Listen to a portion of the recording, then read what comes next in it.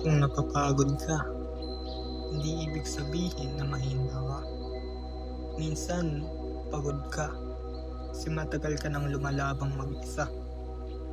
Pero alam mo, hindi sayang ang hirap mo.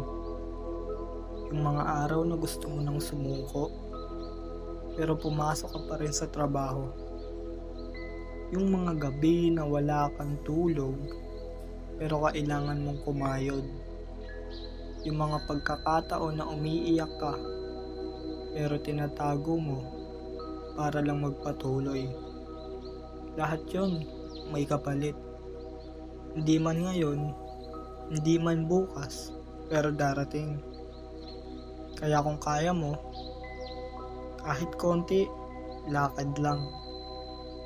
Hindi ka malas, napapansin ka ng mundo.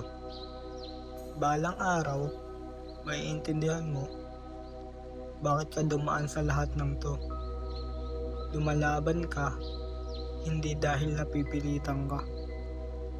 Lumalaban ka dahil may taong magiging proud sa'yo, yung future self mo.